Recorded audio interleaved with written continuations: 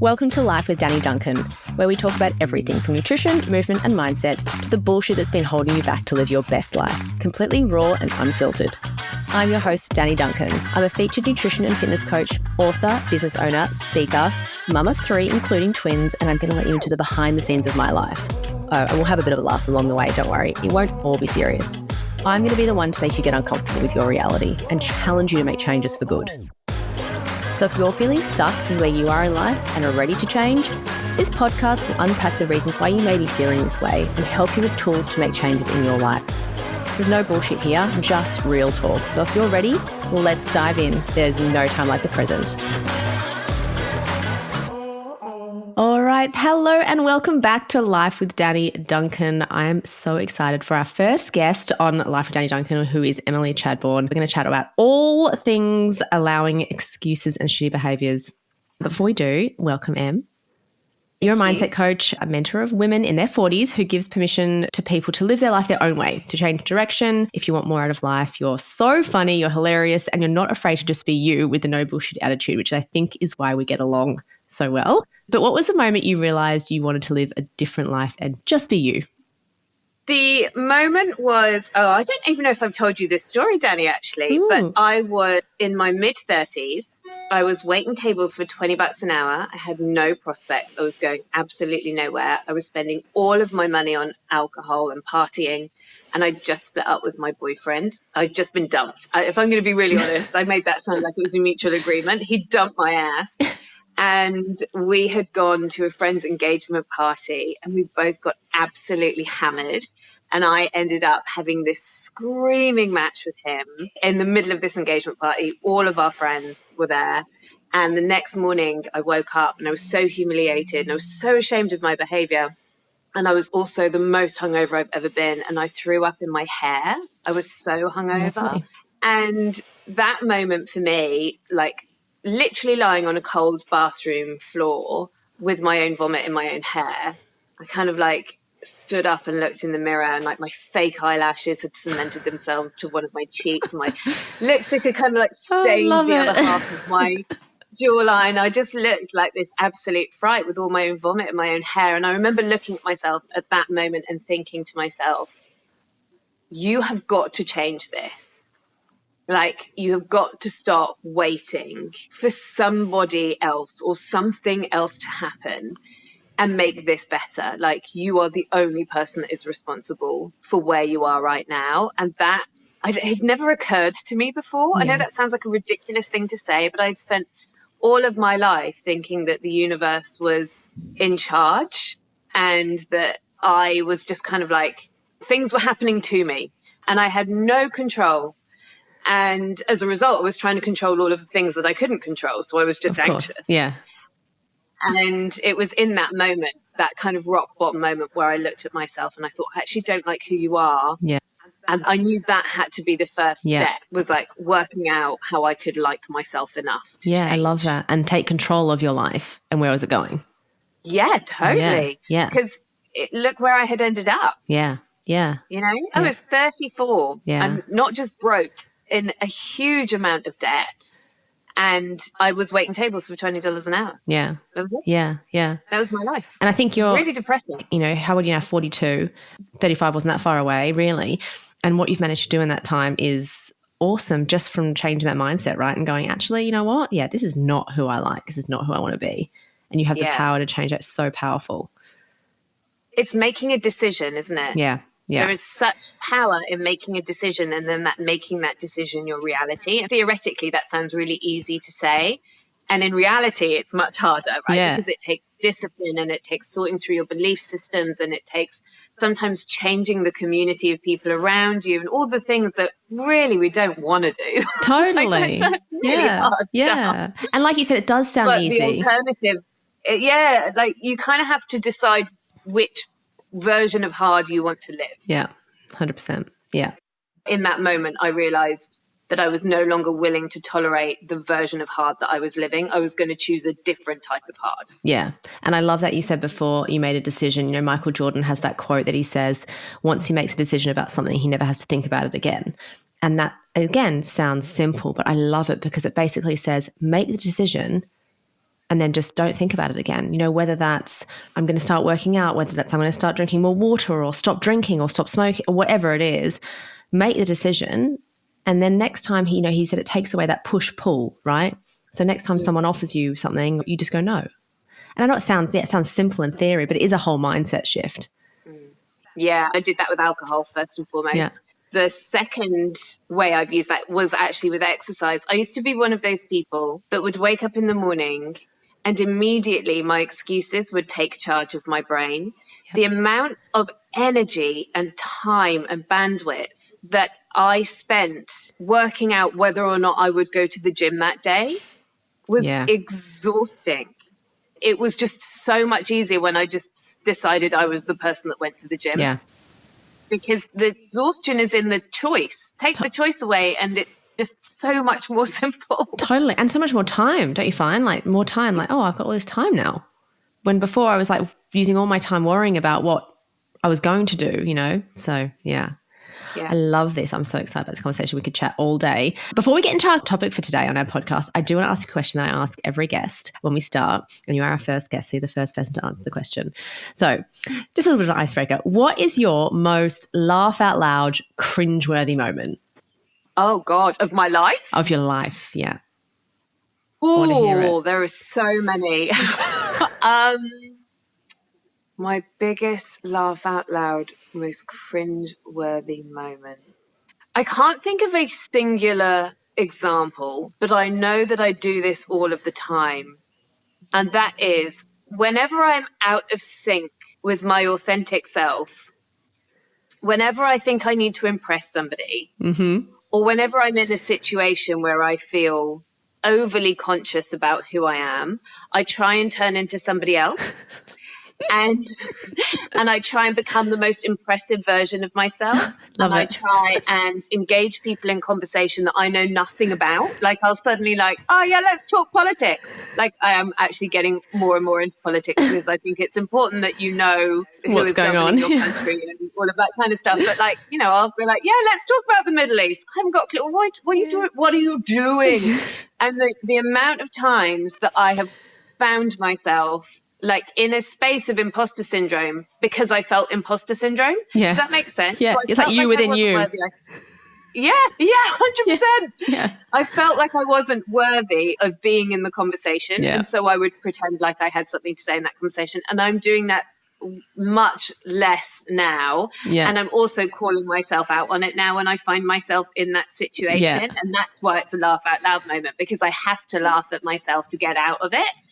But I think, when I cringe the most about who I am, it's definitely when I'm trying to be somebody that I think you want me to be. Yeah. Yeah. Because actually when I rock up as my stupid, silly, funny, slightly ditzy, says the wrong thing and the inappropriate thing and kind of is okay with the fact that that's who I am, I'm great company. Yeah. But when I rock up and try and be who I think you want me to be, that's when I just become like a cringe monster. And awkward as hell, right? Like you're like, who the fuck is this person? Oh. And everyone kind of knows anyway, right? You're like, everyone knows. Everyone knows.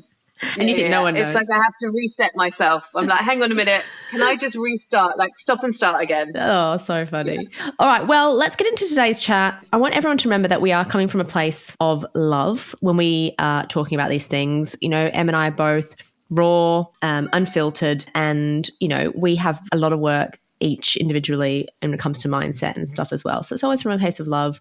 But one of the reasons that sort of sparked us wanting to have this conversation was I commented on another podcast's post on Instagram. And the question was, should I tell my friend she's giving her baby too much screen time?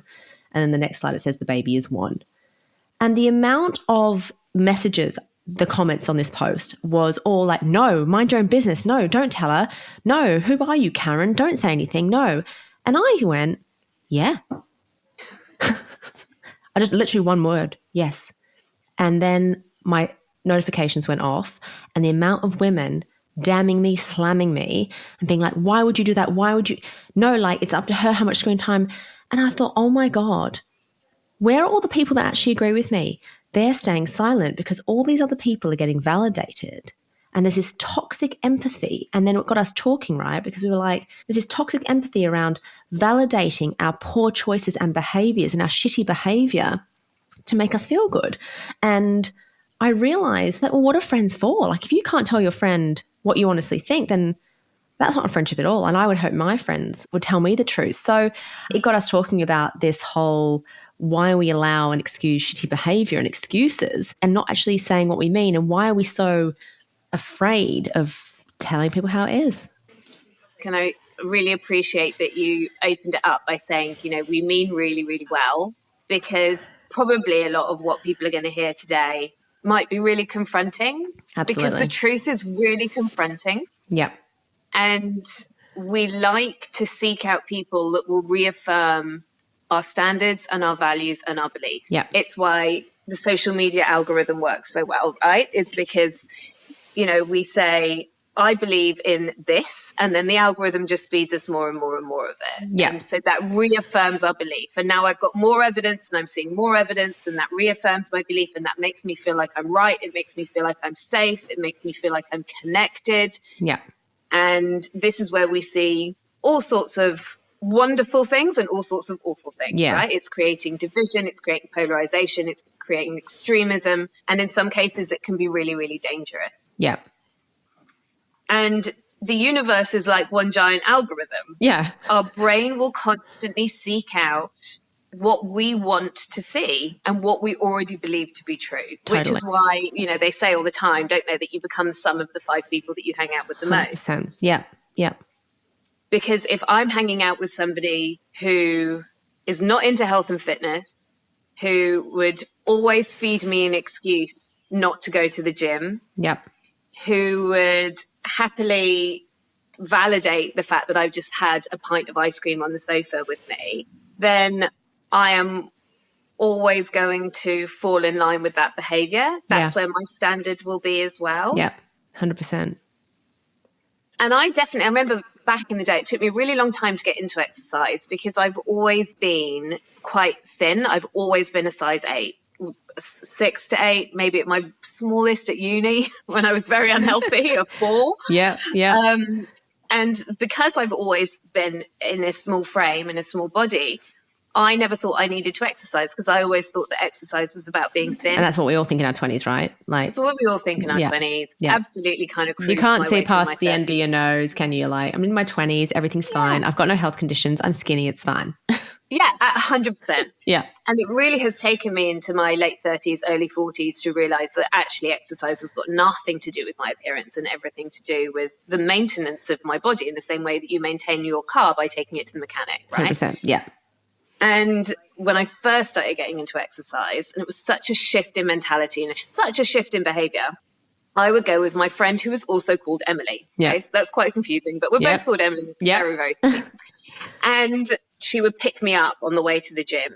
And so whether or not I went to the gym would depend on whether or not Emily went to the gym. Yeah. If Emily woke up one morning and decided she couldn't be bothered to go to the gym, or it was too cold, or it was too dark, or she didn't sleep very well the night before, then I wouldn't go to the gym. Yeah. And so eventually I had to say, I'm going to take myself to the gym, even though it made no sense because she had to drive past my front door to get to the gym. Yeah. Because otherwise, what I did would depend on what she did. And it's giving you an excuse, right? It just gives you an excuse. And it's giving me the perfect excuse. Yeah. And now I don't go to the same gym as my friends. I don't go to the same yoga studio as my friends because I know that if my friend and I are due to go to yoga at 5 p.m. on a Wednesday afternoon, but my friend actually goes, oh, do you know what? I could do with like just going for a cup of coffee instead. Yeah. Is that okay? My answer would be yes. Yeah. Yeah. Because I know that I'm not strong enough to say no. No. Because I will always opt for the easier thing. Yeah. Because that's part of human nature. And nature. So I think, in a very kind of gross way, that's how this works, isn't it? Yeah, absolutely. If you're doing it, I'll do it too. And I think as well, what happens then is the other person then becomes offended when we have that. Like, if you said, oh, actually, no, I'm still going, she would then probably be like, oh, and well, you've made me feel shit now because I don't want to go. It's like that has nothing to do with you. That's a reflection of them, right? But then you're not validating her decision either. So you've got this weird validation you kind of thing. end up in this weird, reflective loop with each other. Do you know, when I gave up alcohol, the amount of people that were offended by my life decision, despite the fact that I was really honest, I was like, from the outset, I was like, I am an alcoholic. I am in AA. This is a serious issue in my life. Yeah. And I'm taking the very brave, courageous and vulnerable steps to change that for myself. And the amount of people that were like, I am personally offended by you trying to make your life better. Yeah. And it was really interesting to me because there were some people who were really close to me, not just like people that I would party with that didn't really matter, but people that were really close that were quite upset by it. And it took me a while to work it out, but I realized it was two things simultaneously happening. The first was I was severing the way that we had previously connected. Mm-hmm. Yep. So if you connect with your friend by sitting on the sofa and eating a tub of ice cream, if you connect with people on the internet by bitching and moaning about how terrible your husband's behaviors are, if you connect with other Instagram people about like how hard it is to be a mother, and you change your behavior, that connection has severed. Totally. Right? Yeah. It's changed. Yeah. And the other thing that I noticed was happening was that I was holding up a mirror to other people to see something that they did not want to see. 100%. Because if I have to change my behavior and their behavior is the same as my behavior, they are now looking at their own behavior, even though they don't want to. And I think it's one of the biggest barriers to change, isn't it? 100%. Is because no one wants to feel like they're going to lose connection. No. And I think as well, Ever. especially if you've been doing something for a period of time and it's a habit and you've been doing it and, you've got that validation. Like, of course, every time you guys went for a drink, that was a validation that what that person was doing was also fine, right? Because you're both drinking, so it's fine. And I think conversation that's been on my stories lately is about I'm making people feel uncomfortable in spaces because I'm making them look in the mirror and go, that's me. And you're either going to get one of two people, right? You're going to get someone that goes, fuck you, and attack out of being offended and get defensive purely because, and they maybe or may not realize it, they're probably doing that behavior and they know it. Or you're going to get people that go, you've made me feel uncomfortable, but actually I'm taking the big step and I'm going to actually make a change. I'm going to look inside and I can see now that that's actually not what I should be doing. And it takes a big person to do that. A big person, because our natural instinct when we get threatened, whether it's by our values, our morals, our behaviors, is to get defensive, right? You put your barriers up and you go, hang on a second, but this is what I've been doing. I had this massive conversation lately about feeding our kids cereal on my Instagram, right? Because everyone's promoting this stupid Cocoa Pops. And you've got people going, oh, I feed my kid Cocoa Pops today. It's fine, it's fine, it's fine. And it's like, well, hang on a second. Like, I've got people going, I thought it was fine. I'm happy to put my hand up and go, I need to make a change. But it's very easy to get defensive. And I do it too. When someone questions that I'm doing something, you automatically go, why is that making me feel like that? Like, why do I want to just lash out and get defensive? What is it doing to me? And I think that it takes a huge person. And I just don't know how we're getting to a stage where more people can be like that. There's a woman I follow online. She's brilliant. Her name's called Africa Brooke. And she talks a lot about, she calls it meeting in the grey. Oh, yeah. So it's this idea that like nobody is right and nobody is wrong. And the moment that you are in your sort of extreme corners, like, oh, this is the way it's got to be, and this is the way it's got to be, we're creating radicalism. Yep. And again, it's like being in an echo chamber, right? Yeah. My echo chamber says, this is the way it is. I've got all of this validation. It can't be any other way. And anyone that disputes the way that I think it is must be wrong. Yeah. And her whole point is like, we've got to be willing to stand in the grey and say, I don't know the answer, or I used to think like this, but now I see that you have a different way of thinking that really resonates with me, or maybe I should start thinking about. And the bravery and the vulnerability to stand in that grey space and meet somebody else with a completely different way of living, behaving, thinking, being, and say, maybe there is something that I can learn from you. Yeah, yeah. And I think we forget that we are allowed to change our beliefs. Like, we can change what we believe in. Just because we believe something doesn't mean that you can't change that. Like, I believed for years that food was going to make me fat, and I believed that weight training was going to make me bulky. I didn't want to squat too much. I believed that life without alcohol would make me not fun. Yeah, but you can change your beliefs, and it's not until you are open to learning from someone else and listening to their opinion, beliefs, that you go, oh, actually, maybe there is another way. But I love that analogy, like meat in the grey. But it takes a big person. I think it takes like a death of the ego to be able to say who I have been and how I have been doing it was me doing the best that I could do at that time with the knowledge that I had. 100%, yeah. And I think where you can sometimes trigger people, Danny, is that you are inviting them to take the next step. Once I knew I was an alcoholic, drinking became really painful. Yeah. Before when I didn't realize I was an alcoholic, when I thought that I was just, needed to cut down or needed to try and only drink at the weekends, or maybe this weekend I'll only have one bottle of wine instead of four. Yeah. That was just me kind of being, right? I was just being. The moment that I stepped into an AA room and recognized that I actually was an alcoholic, because the definition of an addict is when you are doing a behavior that you no longer want to do, that you cannot not do. Yeah. When I realized that, because again, my belief system was, alcoholics, they wet themselves in the street, they've got no friends, they've got no money, they've crashed a car, they've probably been to jail. They're not like normal, nice, lovely people who are going around life normally. So I didn't identify with one. But the moment I realized I was, the next time I drank a drink was the most painful of all drinks I'd ever had, because now I knew better. Yeah. And I think what you do, Danny, is you open up, you shine a light on where people could do better. Yeah. And when people don't want to do better, that is a really painful thing to see. It's really painful to hear, actually, you could not buy the cereal and you could make overnight oats for your kids. Yeah. And what people do as well, I think, is they take that as, and this is what I get back a lot of the time. Let's take that, for example, you're mum shaming, you're telling people that they're bad mums, and all this. And I'm like, no. And exactly what you said then, man, like, we do the best we can. Like, every mother is awesome. All mothers are great, right? Like, we are all doing the best we can with the tools we have. And when we become mothers, our toolbox is very light, almost empty, actually. You don't walk out of the hospital with a full toolbox, right? You have to actively be open to learning. And, even from day one with Harper, and I see this behavior a lot when it comes to baby sleep, right? I had no idea what the hell I was doing, and I wanted to do it my way. So I did it my way, and it wasn't fucking working. We were in a depth of horrible sleep, and Chris and I were arguing all the time, and it wasn't working. And so I had to actively make a change. I couldn't keep complaining about this without actively making a change. Otherwise, I had to be okay with how my life was, right?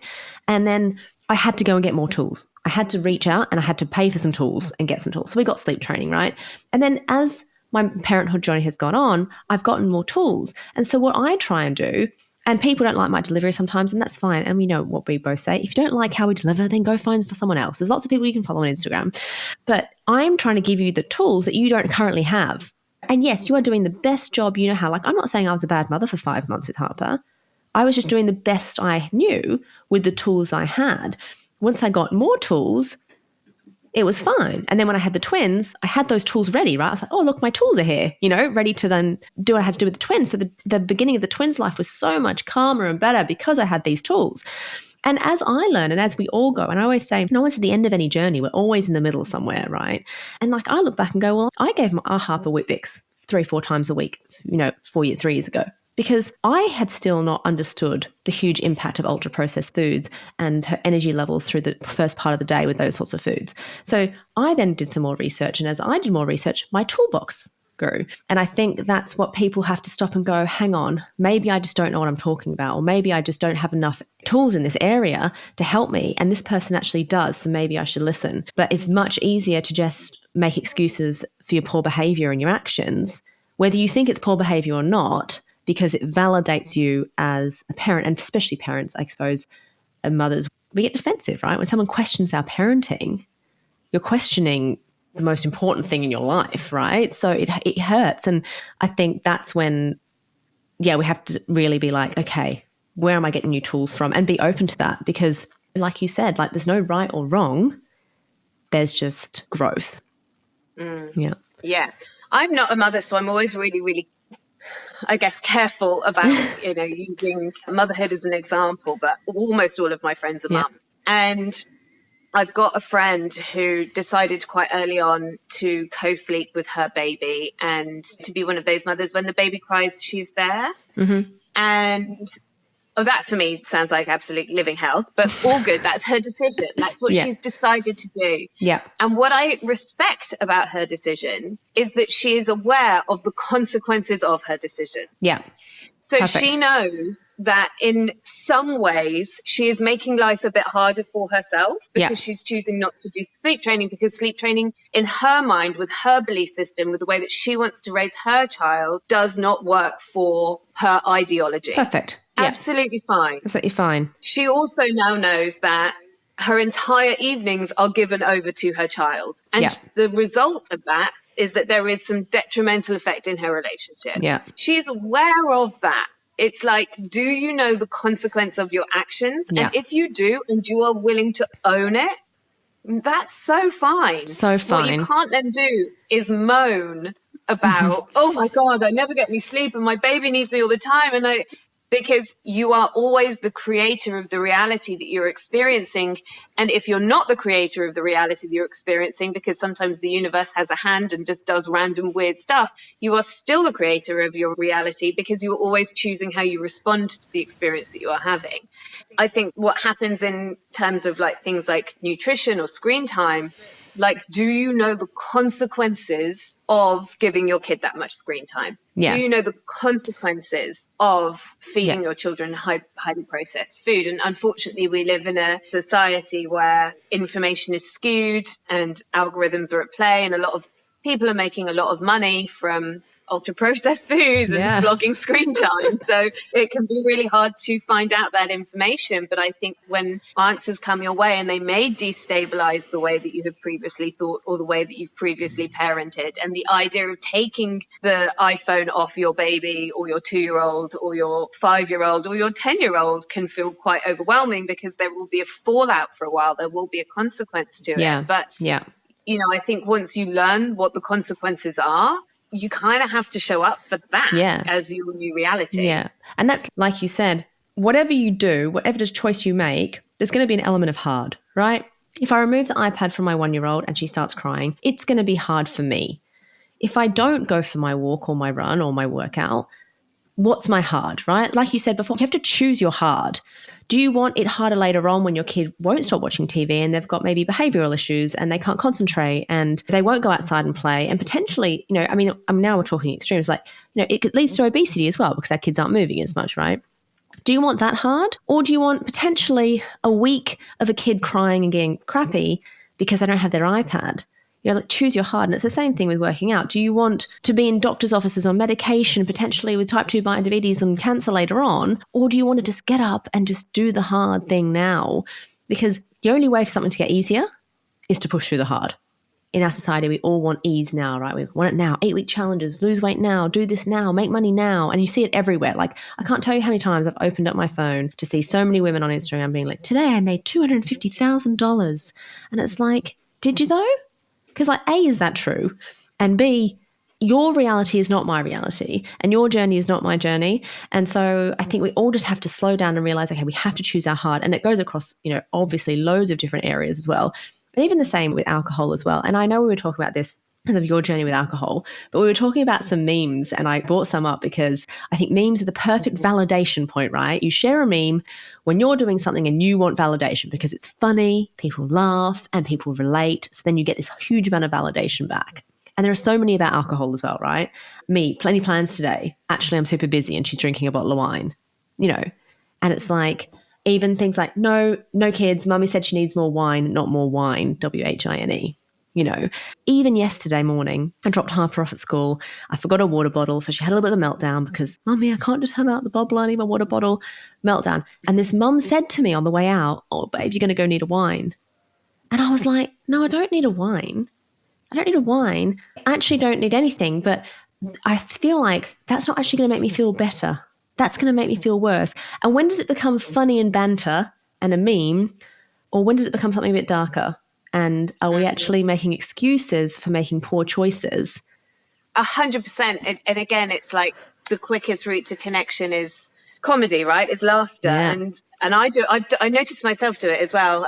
For a really long time, I was doing it with money, like those little memes, like, I know I'm destined to be a rich person because I can't stop spending money. Yeah. Ha ha ha ha ha. Really, really funny. But actually, what that's doing when I send it to my friend or when my friend sends it to me is like, we're both bad with money and it's okay. No, if I want financial freedom, if I want financial independence, if I want financial liberation, if I want to feel safe with money, if I want to feel confident with money, if I want to feel good about money, and if I want to invite more money into my life, I've got to stop pretending like, and I've got to start getting fucking serious about my money.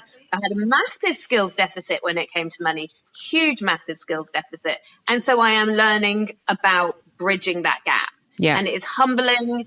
And I've had to shift through all of sorts of belief systems like, oh, money is a man's department. And I was never very good at maths and all of the bullshit that is going on in my head that is holding me back from taking the action to change my reality with money. But what is never going to help is me finding other women who are also financially illiterate or, have terrible spending habits and just sending memes back and forward and validating each other because it feels safe. It feels and safe, it makes me feel like, oh, if you're in this position and I'm in this position, then it can't be that bad. No. It is that bad. Yeah. And it makes it okay. You don't have financial liberation. Yeah. It doesn't make it okay. Just because Billy Joe down there is doing the same thing. Yeah. And that's the thing. 100%. We do it with everything, don't we? With money, with food. Comparison of people, people go, oh, like even my dad did it to me about himself, actually, last time I saw him, and he goes, oh, I'm in good shape compared to other 79-year-olds. And I'm like, well, why are you comparing yourself to other 79-year-olds? Like, it's okay if we're in the same boat. Oh, like she doesn't go for walks, so it's okay. I don't go for walks. I don't know about you. As soon as I start taking control of something in my life that is not in a good place or negative, like, with your finances, as soon as I then see those memes, I actually am no longer laughing. I'm trying to think about what's happening in that person's life that they feel like that's what needs to be said. I think I said to you when I broke up with my ex-husband, I went on a bit of a alcohol, as medicine type thing. And I would send all these wine memes to my friend, like, what's for dinner? Wine, like, don't need a knife and fork for my dinner. I've got a glass. And I did it because I wanted them to validate. I wanted them to be like, you deserve it. You're going through something so bad, Danny. It's okay. And they did for a bit, like, it's okay. Have the wine. It's okay. You're not feeling good. But really what I needed probably was someone to go, put the fucking bottle down and go for a walk or have some food or, or let's have a chat. Or be with the emotion that you're experiencing. Totally, yeah. And so I think that emotion cannot hurt you. No, it's fine. Yeah. Be sad. Be sad, exactly. And actually someone messaged me on my Instagram the other day after this story went, this one about screen time with the kid. And I sort of spoke about it and I said, why are we so scared of being told? Why are we so scared of also telling? Like, why are we so worried about telling someone the truth about what they really probably need to hear? Because we just want to please everyone. We don't want to go against the norm. Why can't we do it? Why can't we just actually be like, you know what? You probably shouldn't be drinking the wine. You probably actually should be doing this. And if you need help, I'm here for you. If you need to talk, I'm here for you. Why are we so scared of going against the grain? Why? Because we want to stay safe. Yeah. It's very unsafe to be unpopular. Yeah. Like when you look at the genetic makeup of a human being, we are still biologically wired as wild creatures. Yeah. And in the wild, we cannot survive alone. We can only survive as part of a pack. Yeah. And so we have been given this sort of innate ability to sense when the pack is against us so that we will alter our behavior so that we can fit back in with the pack so that we can stay safe. Because if I get exiled, if I get booted out, I can't hunt by myself. I can't keep the fire going. I can't protect myself. Like we have this innate fear of rejection that is a survival mechanism and has served us so well across the millennia. It's how we are still alive as a species, but we have not yet worked out that actually having a different opinion isn't a dangerous thing. Thank God. I mean, obviously I'm talking very specifically about our safe political climate that we happen to be living in, because there are countries where if you voice your opinion, you will be beheaded, right? 100%, yeah. But here in Australia, thankfully, we have such political safety that we can actually turn around and say, actually, no, that I disagree with that opinion, or I have a different way of thinking about things. And if that's not the popular opinion, because it doesn't fall in line with the societal culture that we have created or, just the trend of the moment, our body reacts as if to say, actually, no, you want to stay with the masses. Yeah. You want to agree with the masses. It's Yeah. sheep mentality. Totally. And in part, it is just totally normal. Yeah. But that's how we feel. And I wonder how you and me, so I remember the moment that I didn't want to conform anymore. You know, I was in a relationship through my 20s where I was very much not myself, didn't say what I wanted, didn't voice my opinion. It was a very emotional, abusive relationship where I made up stories because I wanted to make it look fine. And then I went and worked for a company that kind of did the same thing. You know, don't rustle. You know, don't rustle the feathers. You have to keep it like this is what you need to be saying. This is what you need to be believing. This is what you need to be. And I remember sitting in a meeting one day, and I had already left the husband. So I'd already gotten a little bit out of, you know, okay, start being yourself. And I remember being in this meeting and voicing my opinion. And I got a call from my boss as I got off the plane after the meeting. And he went, "What was that?" And I was like, "That was me saying exactly what the fuck I thought." And he was like, "You can't do that." And I was like, "Then maybe this isn't the place for me." Because I remember thinking, you should be able to say what you want with empathy, with understanding, without feeling like, for example, I feel like I got trolled after I said yes on that post. One word, yes. You won't believe how many trolls you get from saying yes, you know, because that's what happens. And I get told all the time, "Oh my God, Danny, don't ruffle feathers." And I did it just last week, didn't I? Freaking ruffled feathers. You know, and the trolls come at you and you have to be open, I suppose, to that. I had to be open to trolls and I had to be open to that. So it's the space I put myself in. But I will always now stand by that I will say it how it is and I will tell you the truth. If you're my friend, I will tell you if I think you're doing something that's not great for you and your family. I will say it from a place of love. I will sit you down and see if you need help. Is there something else I can help you with? I'm not just going to be like, "Hey, fuckwit, stop giving your kids screen time," you know. But I will always say it because I would hope that my friends would do the same to me. You know, I would hope if I was doing something that they didn't think was necessarily right, they'd go, "Hey, Dan, take or leave this, but I just wonder if you should be doing this." And then I can go, "Thank you. You know, that makes me feel uncomfortable. I don't like it, but I would hope that you can do anything with your friends." And I think, yeah, if we can't do it to our friends, then gosh, there's no wonder there's so many trolls on social media. If we can't do it to ourselves, first and foremost, like, are we in a space of self-censorship with ourselves? Yeah. Right? Because I know when I am feeding myself a load of bullshit. Yeah. Because I am a reflective human being. I sit in self-awareness. I am intentional with managing my thoughts and observing myself and being the witness of myself. And that has been a practice that I've developed over the years. Yeah.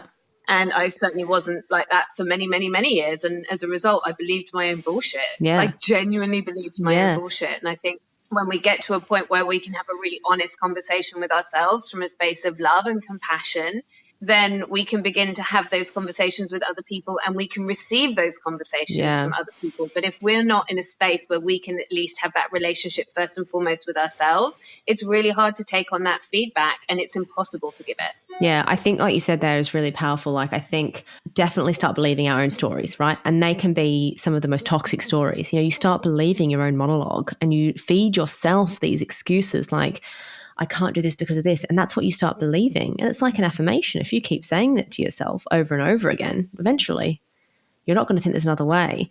But yeah, if we can't have those conversations with ourselves and be open to going, actually, I'm still believing my own bullshit, then yeah, you're right. We're never going to be able to open up to others. So tell me, what do you think? Someone's listening and they're like, "That's me. I'm seeing memes to my friends. I'm stuck in my excuses. There's always something. There's always some reason I'm not doing something," whether that's your kids' sleep or screen time or food or movement or nutrition for yourself or your family.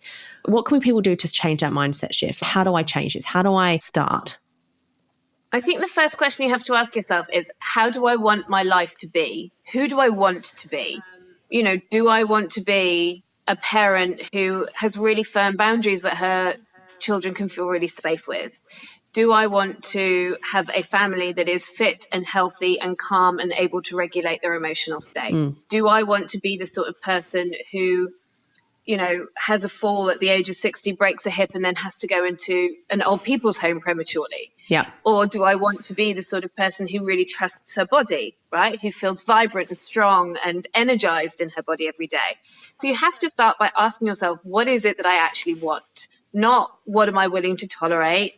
Not assuming that the circumstances that you're experiencing now are universal and that it always is going to be this way because that's just the way that it is. Yeah. Like, lift yourself up out of your current circumstances and just ask from a growth mindset base, how else could this be? Yeah. And there will be all sorts of reasons why it can't be like that. You don't have the time, you don't have the money, it's easier for her because, and that's fine. Those stories are allowed. You're allowed to have those stories. You don't have to attach to them or believe them. But the first step is just acknowledging that there could be a different reality for you if you were willing to do something a bit differently.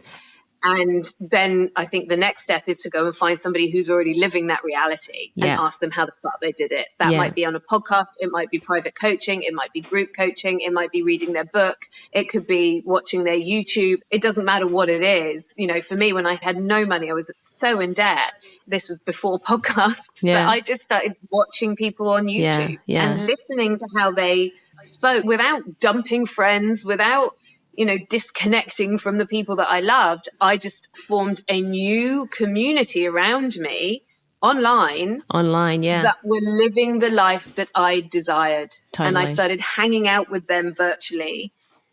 And eventually I began to recognize that there were two different worlds happening. There was the world of the people who were validating my current experience and keeping me trapped in my current circumstances. And then there was this world of people who were thinking a different way. And I too began thinking, I wonder what would happen if I did that. I wonder what would happen if I thought that way. Or I wonder, and slowly but surely, and it felt like it was taking forever. But like you said, actually, when you look from 35 to 42, 7 years, I've turned my entire life around in every single aspect. In every sense of the word. And so actually, relatively in terms of life, a really short period of time, it felt slow because day by day it can feel slow, but it was just step by step by step by step, challenging the way I was thinking, challenging what I had believed to be the norm. And it's amazing how quickly, it's like a domino effect. And you said something just before. You said, you know, you don't have to accept that this is your reality just because it's your reality now. And I think that's really powerful. Your current circumstances are not your forever circumstances. Yes. And I think a lot of the time people put up with their current circumstance because they make an excuse about how it's not forever. But what sometimes I don't think people realize is that it might be forever. You don't have to be here. You don't have to be in this place. You know, I know so many women, especially with children, it's just a season. And yes, you know what? There are definitely different seasons. You know, I'm in a season where I don't socialize much because I've got 3 young children. It's fine. And I'm okay with that. But if you're saying it's a season and you're not okay with it, like you said before, if you're like co-sleeping with your kids and you're saying it's just a season, they're only small once, but then you're tired and grumpy and you're not the best version of you and you keep complaining to your friends and you are drinking too much wine because that's what the only thing that's getting you through, then is that okay? Is that okay for that season to be like that? Or what if that season could actually be a bit different? You know, I talk about also all the time in nutrition and fitness. Yeah, like 5-7 years isn't that much time really. You know, 7 years for me feels like yesterday. You just have to start. You know, start somewhere. Start just opening your mind a little bit to be open to just doing one thing today, you know, and then, like you said, listen to one podcast today, read one book next month, you know, just do small steps each day, right? So, yeah, love that. Yeah. And the other thing to say about that as well is like 7 years' time is coming, right? Yeah. Like 40 is coming or 50 is coming or 60 is coming, you know, that is happening. Yeah. So you do have to ask yourself, well, where do I want to be in 5 years' time? Yeah. Same place? Do I want to still be reliant on alcohol to manage my emotional state? Do I still want to be living week to week, month to month, always running out of money towards the end of my pay cycle? Do I want to be living in a family unit where the only way that I can distract my children is with screen time? Because in 5 years' time, the same thing, yes, we live in seasons, of course, but those fundamentals, they last forever. Yeah. And unless we take action, in 5 years' time, you will be exactly where you are otherwise, right? Like you have 100%. Like seasons are meant to move, which means that we need to be willing to be in a state of growth and evolution.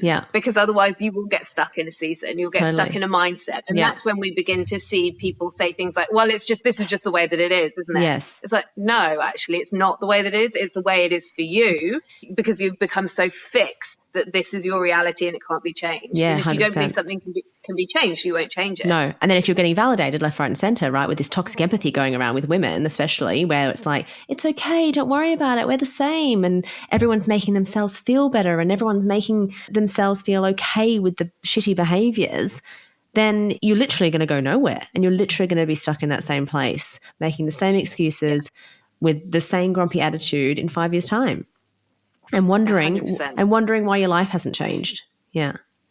Yeah. Well, thank you so much for coming on. Before we go, do you want to let everyone know how they can work with you, where to find you? And of course, I will tag it below as well. Thank you so much. The best place to find me is on Instagram. It's Chadbourne. I do also have a Facebook group if you're interested in style and confidence and building both the confidence in your wardrobe, but also the confidence in yourself. Then I have a free Facebook group full of style tips and hints. It's called Style and Confidence with Chadbourne. So either Instagram or over on Facebook is the best place to hang out with me. Amazing. Well, thank you so much. And I will tag all Em's things below as well. But thank you so much for coming along today. Thank you for letting me be your first guest. I feel very honoured. You're very welcome. You're very welcome. All right. Bye.